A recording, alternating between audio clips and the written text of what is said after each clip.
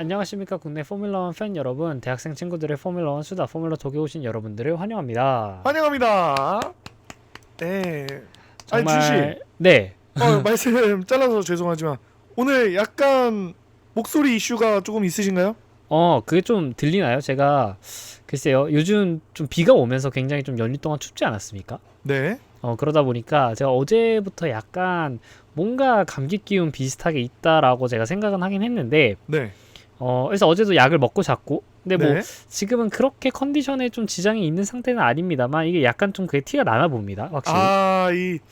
저희 지금 녹음 시작하기 전에도 살짝 눈치를 챘는데 이 녹음을 시작하면 얘기해야지 아껴뒀다가 이거를 녹음을 시작하면 얘기를 하려고 미리 아껴뒀었다. 네. 확실히 그럴 수 있고, 저희가 뭐 이번에 연휴가 끝나고 되게 사실 오랜만에 녹음을 하잖아요, 그죠? 네. 사실 레이스도 없었고, 그러고 이제 저번에 싱가포르 레이스 이후로 연휴를 이렇게 잘 보내셨는데, 뭐 추석 연휴 동안 별다른 일이 좀 있으셨는지. 우선은 제가 팟캐스트도 팟캐스트지만 다른 프로젝트도 하면서 너무너무 집에 오랫동안 못 돌아가가지고 가족들이랑 친구들이랑 거의 여기저기 좀 시간을 돌아다니면서 보낸 것 같습니다. 그러니까 자취방에만 있었고 이제 본가를 못 돌아갔다 이렇게 말씀을 하시는 거죠. 그렇죠. 학기 중으로 아, 재보니까 거의 5주 동안 집에 못 들어갔더라고요.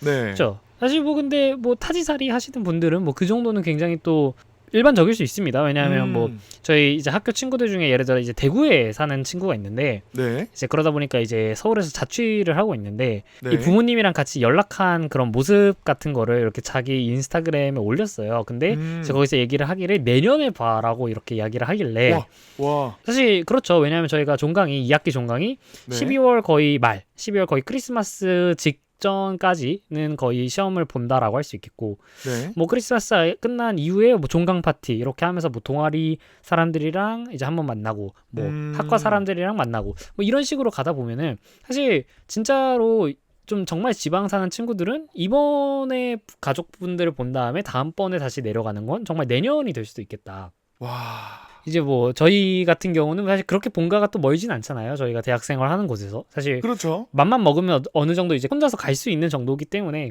그렇죠, 그래서 뭐 그렇죠. 어쨌든 그런 생각을 좀 했었다. 뭐 그럴 네. 수 있겠고.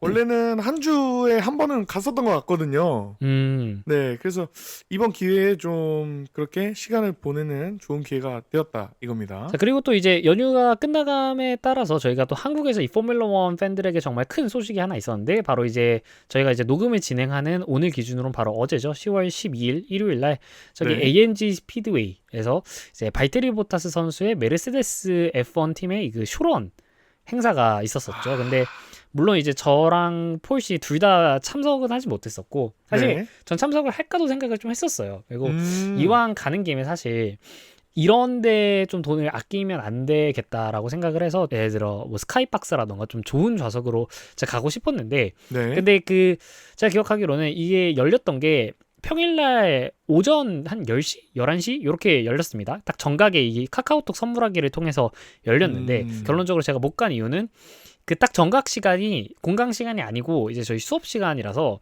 제가 아. 예매를 해야지라고 생각은 하고 있었는데, 딱 그때쯤에 뭔가 굉장히 중요한 이런 받아쓰기 이제 필기를 하다가 딱 아하. 시계를 보니까, 뭐 예를 들어서 11시에 딱 오픈이라고 칩시다. 시계를 보니까 이미 11시 4분인 거야. 음. 그래서 이제 급하게 카카오톡 선물하기로 통해서 들어가 봤더니 네. 이미 모든 좌석이 매진이 되어 있었다. 와, 그래도 그래서 매진이 됐네요. 근데 그게 되게 오픈하고 나서 정말 몇 분 안 돼가지고 싹 다 매진이 됐었고, 뭐 어쨌든 오. 뭐 이런저런 게 있었고, 어쨌든 한국에 정말 이런 포뮬러 1의 영향력이 굉장히 점점 커지고 있구나, 뭐 이런 생각을 하기도 했었고, 뭐 내년에 이제 포뮬러 1 이제 정말 이번 행사를 계기로 뭐 내년부터 시작해서 뭐 다른 팀들도 여러 번 이렇게 와가지고 네. 해서 결과적으로는 한국에서 그랑프리가 열리는 그날까지 좀 있을 수 있지 않을까, 이렇게 좀 기대를 해보는 참입니다. 근데 물론 아. 어쨌든 이제 저랑 둘 다 못 갔다. 폴씨랑 저랑 둘 다 음. 못 갔다. 어, 그렇습니다. 그래서 음. 결국 한국에 서킷이 지어지면은 우리가 또 제일 좋은 좌석에서 또 실시간으로 라이브까지 해보는 것까지 제가 기대를 한번 해보겠습니다. 맞습니다. 뭐 그런 것도 기대를 할 수 있겠고, 심지어 뭐 주변 분들을 보니까 내년 일본 그랑프리 티켓이 벌써 열린 것 같더라고요.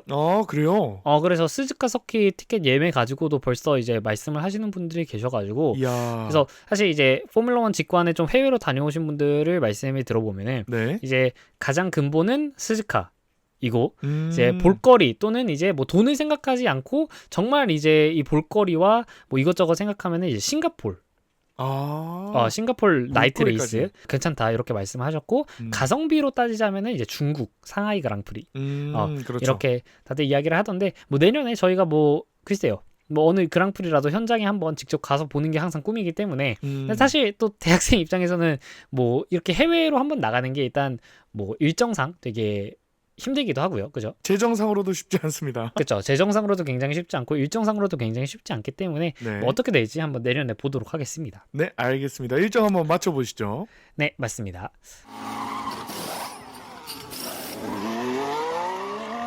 자, 이번에 돌아오는 그랑프리는 바로 텍사스에서 펼쳐지는 미국 그랑프리입니다. 사실 미국에서 열리는 그랑프리가 사실 이거 하나만 있는 것이 아니지만은 네. 아무래도 이번에 열리는 이 그랑프리를 좀 미국 그랑프리라고 통칭을 하고 다른 그랑프리를 예를 들어 마이애미 그랑프리라고 한다거나 아니면은 라스베가스 그랑프리 이렇게 이야기를 하는 측면이 있습니다. 그래서 네. 저희가 이 텍사스 오스틴이라는 요곳에 있는 이 서킷에서 진행되는 요 그랑프리를 바로 저희가 미국 그랑프리라고 이야기를 한다라고 할 수 있겠고 네.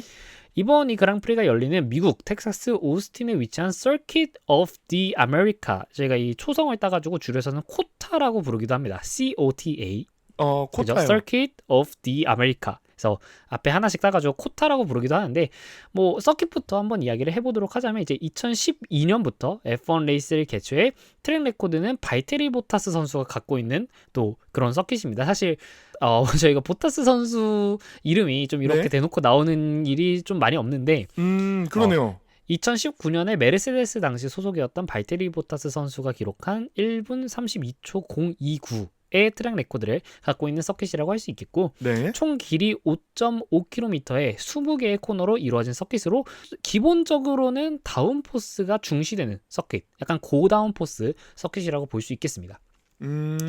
그리고 고저차도 30m가 넘기 때문에 어느 정도 굉장히 다이내믹한 주행이 나오는 서킷이고 네. 선수들이 이게 그 선호하는 서킷들 중 하나입니다. 이 선호한다라는 게 뭐 편하다라는 그런 느낌보다는 그러니까 주행이 재밌다라고 꼽는 서킷입니다. 그리고 실제로 게임으로 좀 플레이를 해봤을 때 굉장히 좀 재밌습니다. 이것저것 정말 이 레이스라고 했을 때 필요한 그런 요소들을 모두 갖추고 있는 굉장히 종합적인 서킷이다라고 할 수 있겠습니다. 서킷에 있는 콘텐츠가 좀 종합적으로 몰려있다. 이렇게 볼 수 있겠나요? 그렇죠. 굉장히 뭐 직진하는 구간도 충분히 있고 고속 코너들도 있고 저속 코너도 있고 약간 이런 식인데 네. 이 서킷 오브 디 아메리카라고 한다면은 빅 레드라고 불리는 1번 코너가 아주 아이코닉하다고 볼 수 있겠는데 이 네. 가파른 오르막을 오르자마자 이 바로 왼쪽으로 꺾는 헤어핀 코너가 나오는 블라인드 코너입니다. 사실 그러니까 오르자마자 바로 헤어핀을 꺾기 때문에 이 반대편에 뭐가 있는지 알지도 못한 채 꺾게 되는 그런 서킷이라고 할 수 위험합니다, 있겠고 그것도. 네 맞습니다. 이 서킷 최고의 추월 포인트라고 할 수 있겠습니다. 왜냐하면 뭐 사실 대부분의 서킷에서 이 첫 번째 코너는 추월 포인트입니다. 왜냐하면 메인 스트레이트가 직진 구간이 아닌 서킷이 없기 때문에 저희가 당연히 그렇죠. 네. 그럼 당연히 이제 저희가 모든 서킷마다 이 가장 좋은 추월 포인트는 결국 이 직진 끝에 위치한 코너에서 이 안쪽으로 찌르는 요것이 가장 보편적이기 때문에 뭐 대부분의 서킷들에서 일본 코너가 당연히 이제 추월 포인트긴 합니다만은 역시나 네. 이 서킷 오브 디 아메리카도 그런 특성을 갖고 있다라고 할 수 있겠고 이후 나머지 섹터 1과 섹터 2를 지나는 동안에는 고속 슬라롬 구간과 동시에 뭐 1km에 달하는 직선 주로가 등장을 하고요. 그리고 네. 섹터 3에서는 비교적 저속 코너들이 등장을 하면서 이 섹터 3에서 이 레이싱 라인을 어떻게 빌드업을 하느냐에 따라서 나중에 요것이 그 바로 다음에 있는 그 메인 스트레이트와 그리고 빅 레드 그 1번 코너에서의 추월을 위해서 어떻게 사용되는가 이렇게 좀 빌드업을 하는 그런 과정이 바로 섹터 3에 있다라고 할 수 있겠습니다. 말씀만 들어봐도 진짜 다 몰려있는 느낌이네요. 맞습니다. 그리고 이 서킷 오브 디 아메리카는 유명한 포뮬러 1 서킷들의 요소들을 차용한 서킷으로도 유명을 한데요. 그러니까 이게 대놓고 이 설계자가 이것도 심지어 헤르만 틸케 이분이 이제 설계하신 서킷인데 그죠. 대놓고 이야기를 했습니다. 우리의 이런 부분들은 어떤 서킷에 이런 부분들에서 차용을 했다 이런 건데 예를 들어서 방금 말씀드렸던 네. 그 오르막 끝에 이 헤어핀 코너가 있는 이 1번 코너는 이 레드불링에서 요소를 받았다라고 했습니다. 실제로 이제 레드불링을 보면은 뭐 물론 방향은 반대죠. 레드불링은 스타트를 한 다음에 오른쪽으로 꺾어서 쭉 올라가면은 이제 거기 끝에서 오른쪽으로 다시 헤어핀이 있는 그런 구조죠. 아, 근데 지금 서킷 오브 디 아메리카스는 좌측으로 꺾는다고 하시죠? 그쵸. 근데 어쨌든 그 요소 자체는 레드불링에서 이렇게 좀 차용을 했다라고 할 수 있겠고, 아까 말씀드렸던 그 섹터 1의 고속 슬라럼 구간, 요 3번부터 6번 코너가 위치한 구간인데, 이곳을 네. 이 실버스톤의 마거츠 앤 베켓츠에서 차용을 한 그런 고속 슬라럼 구간이라고 할 수 있겠습니다. 그리고 또 이제 이 코타, 이 서킷 오브 디 아메리카는 점토질 토양 위에 건설되어 사실 여러 차례 재포장을 거쳤지만 기본적으로 굉장히 울퉁불퉁한 노면을 갖고 있는 것으로 유명한 그런 서킷입니다. 그래서 네. 포뮬러 1 그래서 사실 포뮬러 1 드라이버들은 울퉁불퉁한 표면에서 달릴 일이 거의 없어요, 사실은. 그러니까 사실 그렇죠. 레이스 중에서는 가장 매끄러운 서킷을 쓰는 그런 카테고리 중 하나라고 볼 수 있겠는데, 그래서 네. 실제로 드라이버들은 이 서킷 오브 디 아메리카를 랠리 레이싱에 비유하기도 하긴 합니다. 아, F1계의 랠리에 가장 가까운 서킷. 그렇죠. 그만큼 이 땅 표면, 그 도로 표면이 굉장히 울퉁불퉁하다라고 할 수 있겠고, 그러다 보니까 이 팀들이 좀 선택을 해야 됩니다. 차량의 지상고를 높여야 할지 말아야 할지. 이런 것들이 있는데, 뭐 차량의 지상고를 높인다면 그만큼 다운포스를 어느 정도 희생하는 그런 측면이 있겠고요. 그렇죠. 반대로 그러면 그냥 그런 거 무시하고 지상고를 좀 낮추면 되지 않느냐라고 한다면은 그 울퉁불퉁한 노면으로 인해서 이 하단부의 이 플랭크 마모로 인한 실격의 위험이 존재하기 마련입니다. 아, 그렇죠. 그 판자가 많이 마모되면은 이번 시즌 초에 해밀턴이 한번 그러지 않았나요? 그렇죠. 해밀턴 선수도 그랬었고, 같은 레이스에서 아마 이제 중국 레이스였던 걸로 저는 기억을 하는데, 이제 같은 네. 레이스에서 알핀의 피에르 가슬리 선수 역시 그 이슈로 인해 실격을 했었었죠. 그렇게 실격당하면은 그 데미지가 클 것 같습니다, 확실히. 맞습니다. 심지어 이제 레이스를 또 완주를 해놓고서 실격을 하면 그만큼 또 힘 빠지는 게 없기 때문에, 맞습니다. 사실 포뮬러 1 저희가 게임을 할 때도 사실 이게 완주를 해놓고서 나중에 어떤 이슈로 인해서 페널티를 먹어가지고 네. 순위가 엄청 뒤로 몰리면은 그냥 게임을 꺼버리고 싶거든. 그러니까 이거를 그냥 넘어가기도 싫고, 그렇다고 리스타트를 하자니 다시 이거를 또 처음부터 달려야 한다라는 게 너무 또 힘들고, 이제 그런 부분들이 있지 않을까라고 생각을 합니다. 그렇습니다. 그 짧지 않은 시간 동안에 그 엄청 열의를 다해서 플레이를 했는데 말이죠. 그렇죠, 맞습니다. 게다가 이제 미국 그랑프리에서는 저희가 스프린트 레이스가 개최가 됩니다. 네. 그래서 결국 팀들이 이런 범피, 굉장히 이 울퉁불퉁한 노면에 적응하고 이에 맞춘 최적의 지상고를 찾기까지 단 한 번의 프랙티스 세션밖에 주어지지 않는다는 의미가 되기 때문에, 뭐 그렇다고 뭐 누가 유리하거나 불리한 건 아니죠. 왜냐면 모두가 이제 한 번만의 이제 이슈가 있는 거니까, 한 번만의 찬스가 있는 거니까. 네, 그렇죠. 그렇다면 결국 이제 누가 잘 대비를 해오느냐, 뭐 어느 정도는 약간 운적인 요소도 있지 않을 수 있지 않을 어느 정도는 약간 운적인 요소도 있을 수도 있겠고, 뭐 네. 그런 부분들이 정말 최적의 셋업을 찾기에 굉장히 어려운 서킷이다라고 할 수 있겠습니다. 듣자니 그런 의미에서는 좀 베테랑 선수들이 좀 활약을 더 할 확률이 높겠네요. 뭐 그렇다고 하지만 사실 셋업은 드라이버가 이것을 좀 조정한다라기보다는 결국에는 이 엔지니어들이 하지 않습니까? 그리고 사실 매년마다 이 차의 그 성향이나 아니면 뭐 사실 전반적인 걸 다시 만들기 때문에 매년마다 이 엔진 정도를 제외하면은 셋이라던가 그런 것들의 규정이 새로 조금씩 바뀌다 보니까, 새로 만들다 보니까, 그럼 뭐 어느 정도 이제 팀들 따라 내부적으로 데이터를 갖고는 있겠지만은 결국 그 현장에서 잘해야 된다라는 건 결국 변하지 않는다라고 할 수 있겠고, 뭐 그렇습니다. 그죠. 베르스타펜 선수가 저번에 이제 몬자에서 스스로 셋업을 정한 다음에 달렸을 때를 생각을 해보면은 사실 그것도 이제 개인의 감이죠. 그러니까 정말 베르스타펜 선수가 데이터상으로 이렇게 했을 때 우리가 유리하다. 사실 그게 데이터상으로 나왔으면은 네. 레드불 그 엔지니어들이 베르스타펜 선수와 다른 의견을 말할 리가 없습니다. 근데 이제 그렇죠. 베르스타펜 선수 개인의 경험이자 감이자 약간 직관인 거죠. 정말 뭔가 데이터로는 수치화되진 않지만 베르스타펜 선수는 느낀 거지. 이거는 이렇게 했을 때 내가 더 낫다 라는 거. 정말 이 차에 타는 드라이버만이 느낄 수 있는 그런 부분이라고 할 수 있겠는데, 그렇죠. 근데 뭐 결과적으로는 이런 데이터들과 관련된 거는 사실 모든 팀들이 또 비슷하게 갖고 있을 거기 때문에, 사실 네. 뭐 어느 팀이 뭐 어느 베테랑 드라이버가 특별히 유리하다라고 말하기는 좀 어렵지 않을까. 결국 그냥 현장에서 잘해야 된다 이런 겁니다. 그렇습니다. 게다가 이번 레이스를 위한 타이어 컴파운드도 이야기를 안 할 수 없겠는데요. F1의 타이어 컴파운드는 사실 뭐 여러분들이 다들 아시듯 뭐 하드, 소프트, 미디움 뭐 이 정도 아실 테고 당연히 웻 타이어, 슬릭 타이어 아실 텐데 네. 가끔 이제 중계를 듣다 보면 특히 초반부에 뭐 C1, C2, C3 이런 이야기를 하시는 걸 다들 들으셨을 것 같아요. 근데 네. 저희가 그 설명을 지금까지 드린 적이 없어가지고 저희가 한번 여기를 짚고 넘어가자면 일단 기본적으로 이제 많은 분들이 생각하는 것과 다르게 모든 레이스의 타이어는 같은 타이어가 아닙니다. 그러니까 예를 들어서 싱가포르 그랑프리의 하드 타이어와 미국 그랑프리의 하드 타이어는 같은 경도의 타이어가 아닐 수도 있다라는 말이거든요. 타이어 제조사인 피렐리는 C1부터 C5까지 총 5가지 경도의 타이어를 원래는 이제 보유를 하고 있었고 네. 이제 올해 시즌부터는 C6 타이어까지 확대가 되었습니다. 그래서 총 6개의 경도의 슬릭 타이어를 보유를 하고 있는데 네. 이를 레이스가 진행되기 전 팀들에게 3개의 컴파운드를 뽑아서 공급하게 됩니다. 그래서 C1이 가장 단단한 하드 타이어고 그리고 C6가 가장 소프트한 타이어인데 이제 그 중에서 자 이번 레이스에서는 뭐 C1, C3, C4를 쓸게요 라고 한다면은 네. 그러면은 이제 그 해당 레이스에서 가장 단단한 타이어가 하드가 되고 중간이 미디움이 되고 가장 소프트한 게 소프트 타이어가 되는 겁니다. 준씨 제가 아까 웃은 이유를 아십니까? 무슨 말씀이시죠? 왜 웃으셨죠? 제 폴리지 타임에 쓸 사실 내용이 이거를 이번에 폴리지에 쓸 내용이었다.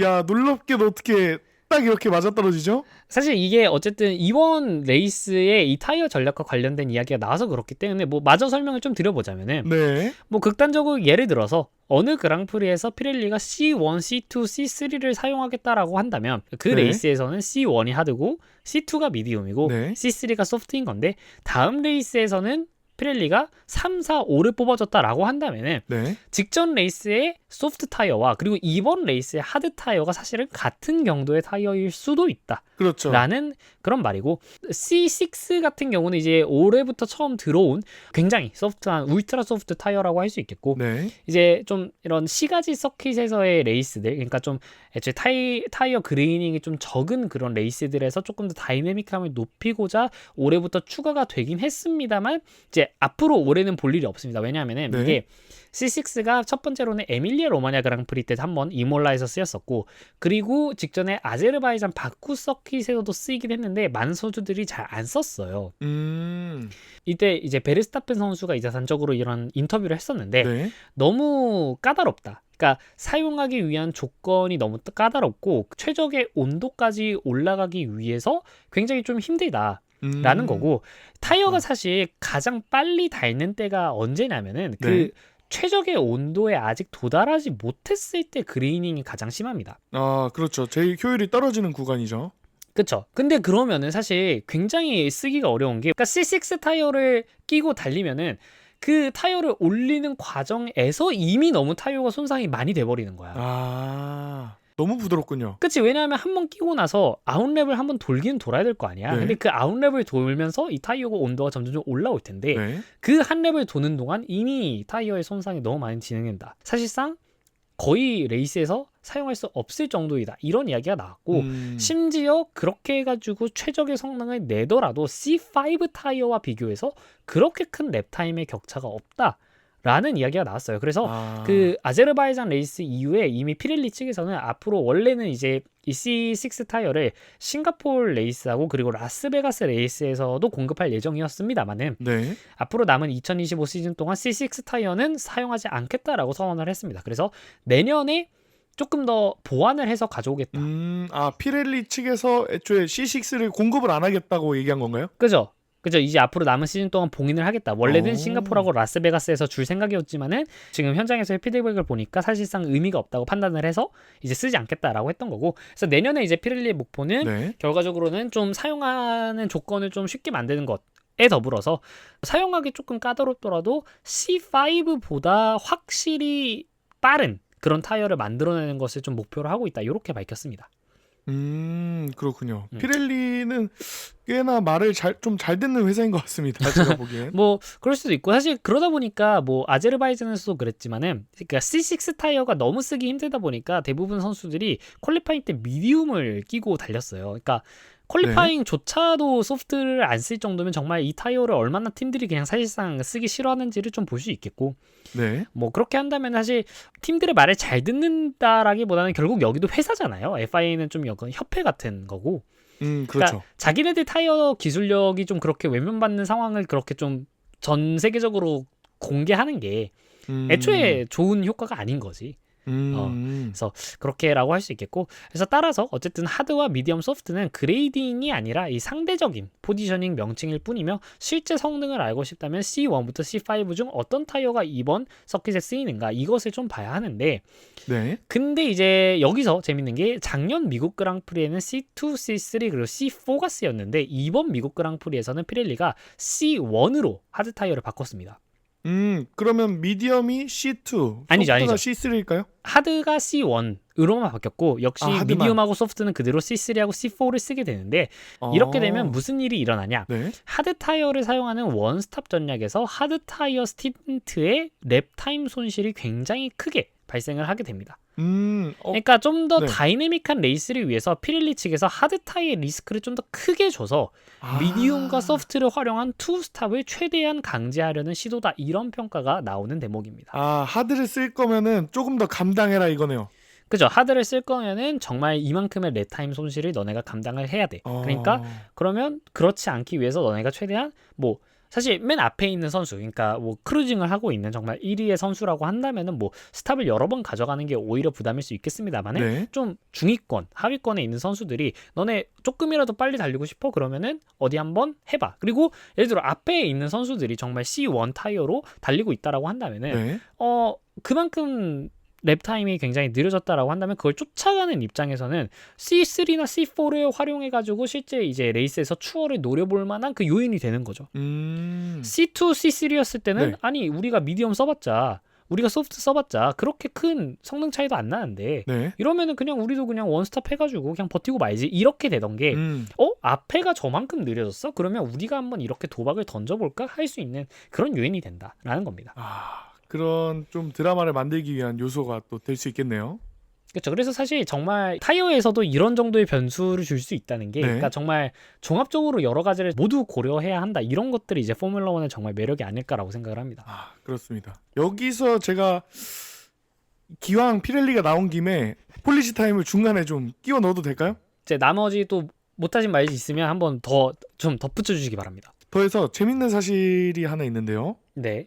피렐리가 타이어를 좀 만들 때 일부러 오래 못 쓰게 FIA 측에서 지령을 받고 일부러 오래 못 쓰는 타이어를 만든다고 합니다. 그렇죠. 왜냐하면 사실 너무 버텨버리면 레이스가 재미가 없어지니까, 네. 한번 레이스를 하는 동안 완전 망가질 정도가 되어야지 피트 스탑을 해야 되는 요인이 생기는 거지. 그렇죠. 뭔가 전략의 타이어 부문을 좀 극대화하는 그런 지령이라고 할 수 있겠습니다. 이전에 브리지스톤이나, 저도 지금 사실 브리지스톤 타이어를 쓰고 있고요. 미쉐린 같은 좀 엄청 유명한 타이어 회사들이 완벽하게 이전까지는 타이어를 만들었었다고 합니다. 피렐리가 독점하기 이전까지는. 그래서 네. 타이어 교체가 필요 없을 정도여가지고 F1이 이제 전략적 재미를 위해서 의도적으로 마모가 잘 되는 타이어를 만들어 달라고 요청했다고 합니다. 그렇죠.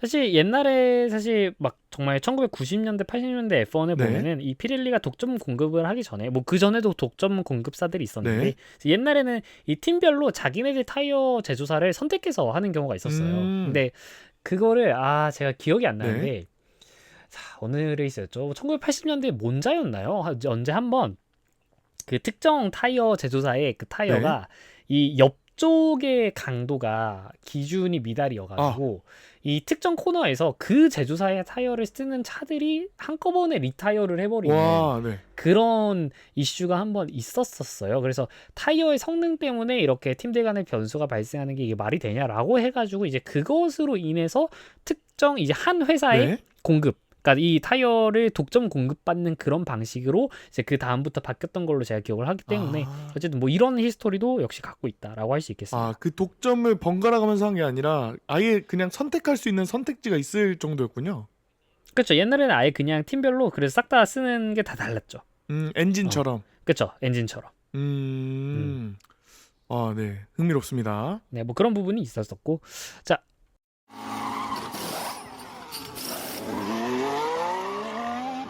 타이어 이야기는 저희가 그럼 여기까지 한번 해보고, 네. 그럼 이제 레이스를 앞둔 팀들의 상황을 한번 보도록 하겠습니다. 네, 알겠습니다. 맥라렌은 직전 싱가포르에서 이미 컨스트럭터 챔피언십을 확정을 지으면서 이제 결국 남은 이슈는 팀메이트 간 드라이버 챔피언십의 행방입니다. 1위인 피아스트리가 현재 336포인트, 그리고 노리스가 314포인트로 둘은 현재 22포인트 차이까지 들어왔고요. 네. 게다가 이번 레이스에서 스프린트까지 예정이 되어 있는 만큼 이변이 발생한다면 충분히 이번 일주일 동안 큰 점수의 변화가 일어날 수 있지 않을까, 이런 관측을 해볼 수 있겠습니다. 네. 자, 컨스트럭터 싸움에서는 역시나 2등 싸움이 굉장히 흥미롭게 진행 중인데, 베르스타펜 선수의 엄청난 활약과 동시에 페라리의 부진이 겹치며 메르세데스와 페라리 2파전이었던 2위 싸움이 여기에 레드불까지 확대되는 그런 양상을 보이고 있는데, 현재 메르세데스가 325포인트, 페라리가 298포인트, 그리고 레드불이 290포인트로 사실 이제 페라리는 2위인 메르세데스를 쫓기보다 이 뒤에서 오는 레드불을 어떻게 막을 것인가가 좀 더 중요하지 않을까. 지금 겨우 8점 차이에요? 그죠, 겨우 8점 차이입니다. 이제 그런 처지가 되었다라고 할 수 있겠고, 네. 전체적인 전망을 좀 해본다면은 이 코타 서킷, 이 서킷 오브 디 아메리카는 네. 고속 코너와 스트레이트 구간이 적절히 조합이 된 만큼 사실 맥라렌의 차가 최고의 성능을 낼 수 있는 특성을 갖고 있다라고 할 수 있기 때문에 큰 이변이 없는 한 여전히 맥라렌은 뭐 포디움에 둘을 모두 올려놓을 만한 그런 능력이 있지 않나, 이렇게 생각을 좀 하고요. 이제 반대로 레드불의 경우는 살짝 좀 힘들 수 있습니다. 저희가 싱가포르에서 저희가 이제 츠노다 선수를 통해 확인을 했듯이 역시나 네. 고다운포스 서킷에서는 차량이 조금은 아쉽다라는 감이 있습니다만, 사실 뭐 그런 것과 상관없이 지금 최정상급의 폼으로 올라선 베르스타펜 선수는 뭐 그런 것과 정말 상관이 없죠. 그냥 정말 최정상급의 그런 활약을 계속 보여주고 있기 때문에 네. 결과적으로는 이제 레드불은 베르스타펜이 포디움권에, 그리고 츠노다는 10위 내에 들어와서 어떻게든 포인트를 조금이라도 기여해주는 것이 좀 현실적인 목표가 아닐까, 좀 이렇게 생각이 들고, 네. 실제로 뭐 베르스타펜 선수는 21년도, 22년도 그리고 23시즌까지 이 서킷의 우승자이기도 했었습니다. 지금 이 페라리 팬들뿐만 아니라 페라리 드라이버들까지도 많이 떨고 있겠는데요. 맞습니다. 하지만 페라리는 해밀턴 선수가 있기 때문에 해밀턴 선수는 사실 이 서킷 오브 디 아메리카에 대해서 굉장히 좋은 기억을 많이 갖고 있는 드라이버라고 할 수 있겠습니다.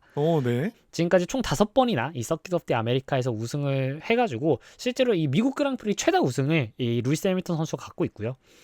게다가 2015년과 2019년에 챔피언십을 확정지었던 곳이 바로 여기였습니다. 그러니까 직전에 싱가포르에서 이 맥라렌이 네. 컨스트럭터 챔피언십을 확정을 지었잖아. 그런 그렇죠. 것처럼 2015년 그리고 2019년에 해밀턴 선수가 챔피언십을 확정을 지었을 때도 딱 그 확정 짓는 계기가 되었던 곳이 바로 이 미국 그랑프리의 서킷 오브 디 아메리카스였다. 이렇게 듣다 보니 궁금해졌는데, 네. 그러면 그 보통은 이 챔피언십이 확정이 되려면은 서킷이 시즌의 좀 후반부에 있어야 되는 거잖아요. 그쵸. 이런 그 후반부에 있고 뭐가 전반부에 있고 뭐가 중반부에 있고가 좀 대충 크게 안 달라지나 보네요. 뭐 전반적으로는 달라지지 않습니다. 왜냐하면은 이게 네. 그 서킷이 포뮬러 1 행사만 하는 게 아니거든요. 그러니까 그러니까 제가 저번에도 말씀을 드렸지만 이 서킷을 네. FIA가 보유를 한 다음에 이것들을 관리를 하는 게 아니라 그렇죠. 각 서킷별로 독자적인 운영 주체가 따로 있고 걔네들이 이제 FIA와 이 계약을 맺는 건데, 그러면 사실 서킷 입장에서는 뭐 C가지 서킷 같은 경우는 네. 뭐 그때그때 설치를 해야 되지만, 이런 서킷 오브 디 아메리카스까지 상설 서킷은 놀고 있으면 손해거든. 그렇죠. 그러면 포뮬러 1을 제출을 안 할 때는 모토GP든 간에 아무튼 뭔가 차들이 와가지고 여기서 레이스를 해야 됩니다. 근데 그러면은 사실 이 서킷이 정말 이런 뭐 모토GP, 뭐 인디카, 뭐 하이퍼카, 뭐 포뮬러 1까지 해가지고 여러 이런 레이싱 카테고리에 발을 담그고 있고 계약을 하고 있으면은 이게 정말 큰 변수가 일어나지 않는 한 그 기간이 아니면 다른 때는 이미 다른 또 레이싱 카테고리들이 네. 매년마다 이제 쓰고 있다는 거지. 그 제가 서킷 운영자 입장에서도 그 이를테면 F1이다 그러면은 그냥 딱 1년에 한 번씩 돌아오는 걸로 그 주기를 맞추는 게 마음 편하긴 하겠네요. 굳이 F1뿐만이 아니라 뭐 몇 월 달에는 뭐를 하고 이번 달에는 F1을 하고 이번 달에는 뭐를 하고 이런 식으로 좀 정해져서 계약을 하는 것이 예를 들어 왜냐하면 레이스를 한다고 해서 그냥 서킷만 띡 주면 되는 게 아니잖아요. 그거에 그렇죠, 맞춰가지고 그렇죠. 패독도 만들어야 되고 그 주변에 광고판 같은 것도 싹 다 부착을 해야 되고 맞습니다. 그리고 뭐 그거에 맞춰서 마케팅도 다 돌려야 되고 이런 부분들이 있는 건데 이제 음. 그거를 매년마다 어느 시기에 올지가 싹 다 달라진다라고 한다면은 그 계획을 짜는 게 너무 복잡해지겠죠. 그러네요. 그러다 보니까 엔간치 정말 큰 일이 있지 않는 한은 엔간치 거의 모든 서킷들에서 하는 레이스는 매년마다 뭐 어느 정도 이제 그 시기가 정해져 있다라고 할 수 있겠습니다. 네, 감사합니다. 네. 자, 그렇게 할 수 있겠고 이 페라리와 메르세데스를 본다면 일단 10월에 텍사스의 평균 기온이 약 28도로 결코 시원한 날씨는 아니기 때문에 온도와 과열에 민감한 메르세데스의 올해 차량에게는 약간은 불리하다라고 할 수도 있겠지만은 네. 사실 직전 싱가포르에서 보았던 메르세데스가 프론트 윙 업그레이드 이후에 전반적으로 그냥 차량 자체가 좀 업그레이드된 모습이에요. 그래서 여전히 좀 활약을 좀 기대할 수 있겠다라고 볼 수 있겠고 네. 뭐 반면 페라리는 여전히 차량의 불안전성이 좀 해소되지 않기는 했습니다만 아까 전에 말씀드렸듯 이곳 서킷 오브 더 아메리카에서 5번이나 우승을 했던 해밀턴의 경험이 어떻게 좀 이렇게 성적으로 이어질 수 있을지가 좀 주목된다라고 할 수 있겠습니다. 네, 그렇습니다. 근데 사실 최근의 이슈를 좀 보자면은 르클레르 선수에 대한 이적 이야기가 굉장히 좀 꾸준히 나오고 있기 때문에 페라리로서는 좀 이제 내외적으로 전부 모두 좀 힘든 시기를 겪고 있다라고 할 수 있겠는데 네.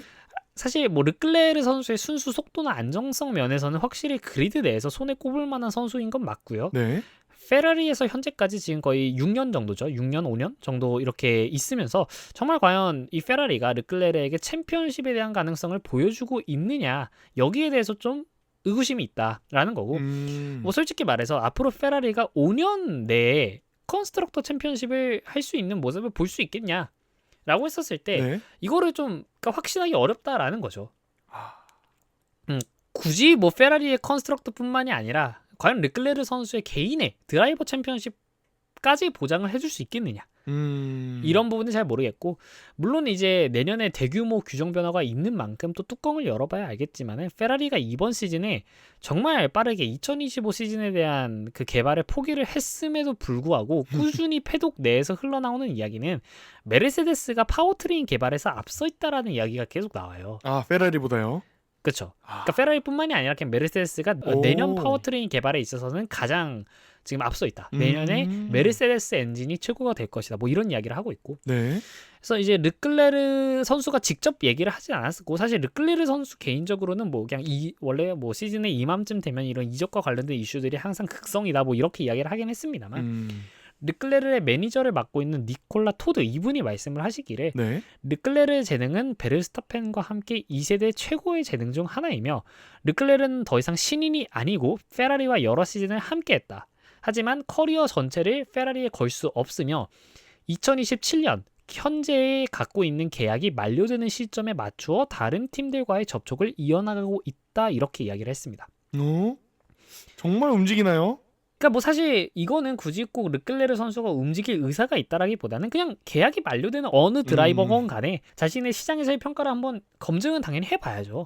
뭐 실제로 정말 어느 팀에서 더 좋은 조건을 제시를 할 수도 있는 거고 이걸 단순히 뭐 르클레르가 뭐랄까요 의리가 없네 뭐 이렇게 볼 게 아니라 사실 그냥 포뮬러 1 프로 선수라면 당연히 해야 되는 부분이긴 합니다만은 그러니까 어쨌든 근데 이런 이야기를 굳이 공개적으로 한다라는 것 자체가 뭐 페라리한테 어느 정도의 압박을 주고 싶을 수는 있겠습니다. 그러니까 그것도 있습니다. 그런 이야기가 있을 수 있겠고 페라리에게 내년은 정말 큰 분수령이 되는 해죠. 그러니까 대규모 규정 변화가 있으니까 모두가 정말 완전 바텀, 완전 락 바텀부터 시작하는 그런 한 해인데 네. 이 페라리의 개발 역량과 그리고 매니지먼트라든가 이런 것들이 과연 어떻게 정말 내년 같은 시기에 잘 발휘가 될 수 있겠는가.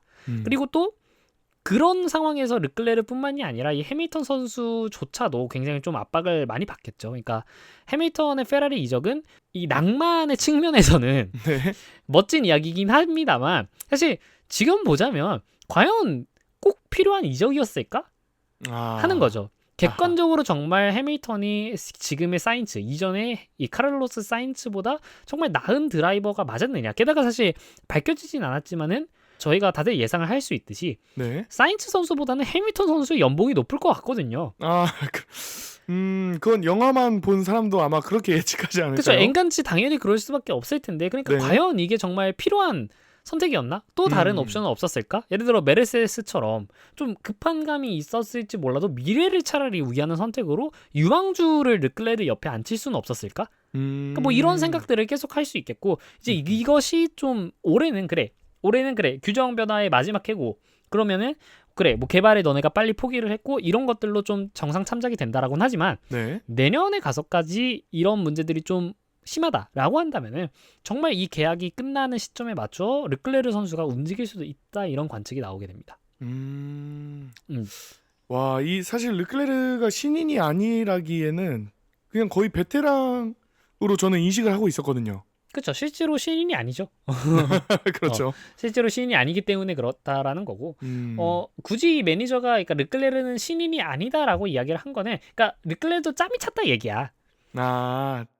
찰 건 찼다. 그죠. 르클레르가 뭐 예를 들어 옛날에는 페라리가 그러니까 르클레르가 어쨌든 검증이 안 된 드라이버지 않습니까? 뭐 포뮬러 2에서 잘하고 뭐 이런 건 있지만은 그렇죠. 어쨌든 이 페라리가 르클레르를 페라리 아카데미 안에 이제 주니어 드라이버로 갖고 있으면서 육성을 해주고 그렇게 해가지고 페라리 해서 그 르클레르가 굉장히 뭐 2010년대 후반, 2019년, 2020년 페라리가 정말 힘들 때 그 자리를 지킨 거는 뭐 거기에 대한 의리라고 할 수 있지만 네. 르클레르는 더 이상 신인이 아니다라는 거는 우리는 페라리한테 받은 만큼 솔직히 있었어. 이제는 우리도 어디 갈 짜면 돼. 약간 이 얘기를 했다라고 저는 보입니다.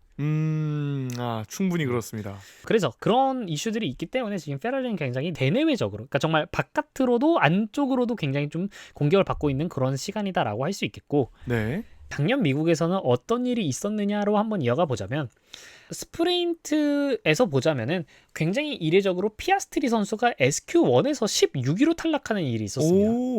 그래서 뭐 그런 네. 일이 있었고 작년에도 어쨌든 맥라렌이 4강팀 중 하나였는데 그 드라이버 중 하나가 퀄리파잉 1, 그러니까 퀄리파잉 세션 1에서 탈락을 한다라는 건 좀 이례적인 일이었고 네. 폴 포지션은 베르스타펜이 가져가면서 폴투윈을 만들어냈고 그리고 실제 스프린트 레이스에서는 7위하고 8위에 하스의 마그누센과 그리고 헐켄베르크 선수가 들어오면서 하스는 스프린트에서 더블 포인트를 작성하기도 했었습니다. 이후 실제 레이스에서는 노리스 선수가 베르스타펜 선수를 0.03초 차이로 이기면서 폴 포지션을 차지를 했지만 네. 실제 레이스 결과에서는 3, 4그리드에서 출발했던 페라리 듀오가 올라오면서 르클레르 우승의 2위가 사인츠로 페라리의 원투 피니쉬를 가져갔던 정말 티포시들에게 굉장히 행복했던 하룻밤이 되었었는데 과연 이게 올해도 좀 이어질 수 있을까 한번 기대를 해보겠습니다. 그런 것들이 있겠고 작년 이제 미국 그랑프리에서는 영 드라이버들의 화력도 굉장히 돋보였는데 네. 리암 로슨 선수 같은 경우는 19번 그리드에서 출발했음에도 불구하고 굉장히 뛰어난 페이스를 보이면서 추월쇼를 시전하고 결국 9위로 들어오면서 굉장히 좋은 모습을 좀 보였다라고 할 수 있겠고 네. 아마 이제 이때가 굉장히 레드불로 하여금 2025 시즌 초반에 시작했을 때 리암 로스 선수를 베르스타펜 옆에 앉히게 됐던 굉장히 결정적인 계기가 아니었을까라고 생각을 해요. 이 미국 그랑프리에서 19위로 출발했음에도 불구하고 네. 9위로 이제 마무리하는 그런 모습을 보면서 확실히 이 친구가 좀 실링이 높다 이런 생각을 좀 했을 테고 그러니까 츠노다 선수보다 안정성은 떨어질지언정 실링이 높다 뭐 이런 생각을 했지 않았나라고 생각을 합니다. 포텐셜이 있다. 그죠. 근데 실제로는 그 포텐셜을 좀 만개하지 못하고 정말 이른 시간에 좀 물러나게 되었었고 콜라핀토 선수 같은 경우도 작년 미국 그랑프리에 이 레드불의 페레즈 선수를 상대로 굉장히 좋은 방어를 이제 막아내면서 10위로 들어왔어요. 그래서 포인트권을 이제 획득을 했었고 네. 그래서 사실 진짜로 작년 시즌 후반부에 이 콜라핀토 선수가 굉장히 잘했었다니까. 굉장히 잘했습니다. 아제르바이잔에서도 그랬었고 이번 미국 그랑프리에서도 그랬었고 정말 작년 시즌 후반만 보면은 이 콜라핀토 선수 내년에 정말 어딘가에서 시트를 꼭 찾을 것이라 저희는 다들 생각을 했고 정말 국내외 포뮬러1 팬들이 정말 2025년 시트가 딱 발표가 되었을 때 콜라핀토가 없다고 라는 것에 대해 굉장히 의구심을 많이 품으셨었어요. 그러니까 근데 사실 이렇게까지 좀 상황이 될 줄 몰랐던 거기 때문에 과연 사실 콜라핀토 선수도 좀 이번에 좀 좋은 활약을 할 수 있지 않을까 좀 기대를 해볼 수 있지 않을까 생각을 합니다. 근데 뭐 왜냐면 지금 그리드에 남아있는 선수 중 유일한 노포인트거든요. 완전 유일한가요 지금? 그쵸. 그러니까 그리드에 남아있는 선수들 중에는 그러니까 물론 잭두한 선수도 있기는 합니다만 잭두한 선수는 지금 그리드에 없으니까. 그렇죠. 자전거를 열심히 타고 있습니다. 그죠. 그럼 지금 현재 그리드에서 레이스에 참가하고 있는 20명의 드라이버 중 유일한 노포인트가 지금 바로 콜라핀토 선수입니다. 아이고. 근데 이게 사실 알핀 엔지니어들이 조금 제가 보기엔 분발을 좀 해야 됩니다. 굳이 따지면 그냥 알핀 차량의 문제인 건데 에어로의 문제죠. 에어로의 문제이기 때문에 그렇죠. 그렇죠. 글쎄요. 그래서 어떻게 될지 잘 모르겠습니다. 네. 자, 그래서 그럼 저희가 꼽아본 이번 2025 미국 그랑프리의 뷰포인트라고 한다면은 네. 뭐 사실 앞으로 남은 레이스는 거의 뷰포인트가 다 비슷비슷합니다. 그러니까 첫 번째는 당연히 노리스 vs 피아스트리. 과연 누가 이제 이 왕자를 차지할 것인가. 그리고 그 과정에서 과연 맥라렌이 이 둘의 갈등을 어떻게 중재를 할 것인가. 저번에 정말 싱가포르에서도 그랬었고. 그러니까 누구 한쪽이 좀 계속 손해를 보는 듯한 그런 이슈를 자꾸 낳는 게 문제인 거거든요. 결국. 그러니까 파파야 룰이라고 정말 이름을 붙이면서 우리는 공정하다, 레이스를 하게 내버려둔다 이런 이야기를 할 거면 정말 그렇게 하든가. 그렇죠. 아니면 아예 그냥 건드리지를 말든가. 그러니까 그렇죠. 괜히 어설프게 건드렸다가는 정말 그 둘 중 하나가 글쎄요. 정말 맥라렌에게 정남이가 떨어져가지고 다른 팀으로 옮겨버리는 그런 일들이 있을 수도 있겠다. 라는 좀 생각을 하게 만들고 또 이제 두 번째는 당연히 2위 싸움이죠. 이 페라리 그리고 맥라렌 페라리 그리고 메르세데스 그리고 레드불 이 세 팀이 과연 어떻게 할 수 있을지. 뭐 사실 딱 봤을 때는 네. 그러니까 결국 르클레르하고 해밀턴 선수가 종합적으로 어느 정도까지 올라와 줄 수 있는지의 부분이 있겠고 네. 베르스타펜 선수하고 러셀 선수는 어쨌든 꾸준히 포디움권에서 놀아준다라고 생각을 하면은 결국 그럼 유키 선수하고 안토넬리 선수가 사실 어느 정도의 순위 방어를 해낼 수 있는가 이런 부분들이 좀 이제 이슈가 될 것 같고요. 네, 세컨드의 싸움. 네, 그죠. 그러는 과정에서 당연히 이제 유키 선수 같은 경우는 특히나 조금 더 뷰포인트를 좀 잡을 수 있겠는데 그래서 세 번째는 사실 츠노다 선수죠. 세 번째는 사실 츠노다 선수인데 어쨌든 내년 시트에 대해서 좀 전반적인 윤곽을 봤을 때 헬무트 마르코 이 레드불의 수석 고문이 이야기를 하기를 내년에 어쨌든 우리가 레드불 패밀리에서 확보를 확정지은 드라이버는 베르스타펜과 하자르밖에 없다라고 이야기를 했다는 거는 츠노다 선수는 결국 화력 여부에 따라서 심지어 RB에서조차 이 시트가 보장이 되지 않은 상황이기 때문에 어떻게 되는지 봐야겠죠. 게다가 사실 특히나 이번 미국 그랑프리는 이 츠노다 선수에게 중요할 수밖에 없겠다라고 말을 할 수 있겠는데 그러니까 앞으로도 계속 중요하겠지만 특히나 이번에 중요합니다. 왜냐하면은 이 헬무트 마르코가 10월 후반에는 10월 후반이라고 하나요? 10월 말 그죠? 10월 말이라 그러죠. 네, 그렇죠. 10월 말에는 우리가 내년 레드불 그 레이서들에 대한 약간 전체적인 윤곽을 좀 잡고 싶다 이렇게 언급을 한 만큼 정말 이번 미국 그랑프리 그리고 그 다음 그랑프리 정도까지가 이 츠노다 선수의 마지막 기회라고 할 수 있습니다. 이게 항상 저희가 마지막 기회 했는데 이게 정말 진짜 마지막 기회야. 진짜 마지막이야. 그렇게 할 수 있기 때문에 츠노다 선수가 과연 또 어느 정도까지 올라올 수 있는가를 한번 이번에 좀 볼 수 있지 않을까라고 생각을 하고요. 뭐 밑에 사실 밑에 있는 그 팀들은 하위권 팀들은 크게 뭐 이슈가 없습니다. 크게 뭐 이슈가 없어가지고 저희가 뭐 어떻게 가져올 만한 게 좀 없기는 한데 그나마 사실 좀 이야기를 해보자면 알본 선수가 최근에 사실 사인츠 선수가 굉장히 좀 잘하는 동안 알본 선수가 반대로 굉장히 좀 부진한 모습이거든요. 그리고 이 부진한 게 그냥 단순히 뭐 페이스가 느리다가 아니라 그러니까 자꾸 사고가 나. 자꾸 사고가 나고 자꾸 리타이어라고 이런 모습들이 좀 있기 때문에 사실 윌리엄스 차를 타고서 사인츠 선수도 했으면은 알본 선수라고 못할 게 없거든요. 포디움이든 아니면 그 이상의 무언가든 그렇기 때문에 알본 선수를 한번 좀 저는 좀 주목하고 싶다 이렇게 좀 생각을 합니다. 네, 하위권에서는 알본 선수를 한번 봐보겠습니다. 네, 그러면은 저희는 이제 이렇게 미국 그랑프리 이야기를 좀 맞추도록 하겠고 다만 이제 이번 미국 그랑프리는 굉장히 시청하기가 어려운 시간대에 있어요. 오전 4시죠 레이스 오전 기준으로. 4시고 뭐 퀄리파잉도 뭐 새벽 2시고 뭐 이렇게 하는데 차라리 어쩌면 4시가 나을 수도 있겠다는 생각이 드는 게 그러니까 4시에 일어나면은 그냥 하루를 빨리 시작하는 입장이 된다라고 할까요? 그러니까 3시보단 나. 그러니까 2시나 3시보단 나. 오, 완전 장원영적 사고로 가버립니다.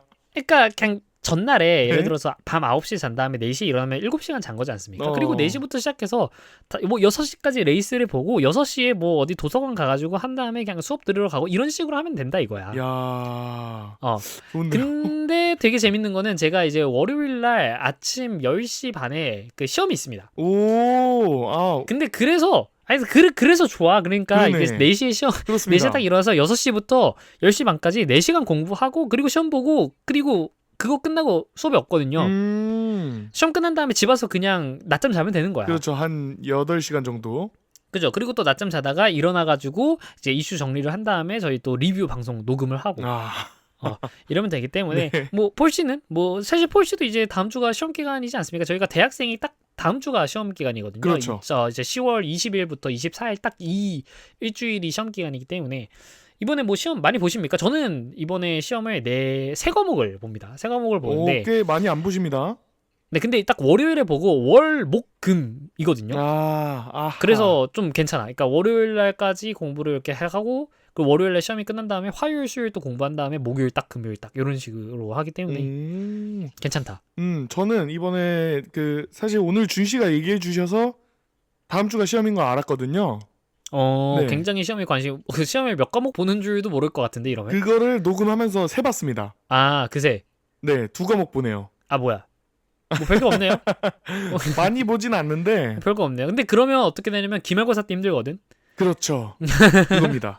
사실 정확하십니다. 차라리 중간고사를 보는 게 나아요. 중간고사를 보면은 그러니까 중간고사를 안 보면은 기말 때 그게 한 학기짜리 분량이 싹 다 몰려오기 때문에. 그렇죠. 근데 그걸 또 몰라. 왜냐하면은 제가 작년 2학기 때 들었던 수업 중 하나가 네. 기말고사를 보는데 중간고사 범위를 안 빼주는 거야. 그래서 중간고사를 그러니까 약간 그 이자가 복리로 쌓인다는 느낌 뭔지 아시죠? 약간 문제 시험 범위가 복리로 쌓여버리는. 사실상 난 무슨 ETF인 줄 알았어. 이게 이게 아껴서 안 빠지고 자꾸 나가길래 이게 무슨 배당주 저희가 투자하는 것처럼 그러네요. 이렇게 가더라. 그래서 뭐 그런 것도 있지만 어쨌든 그렇다라는 거고.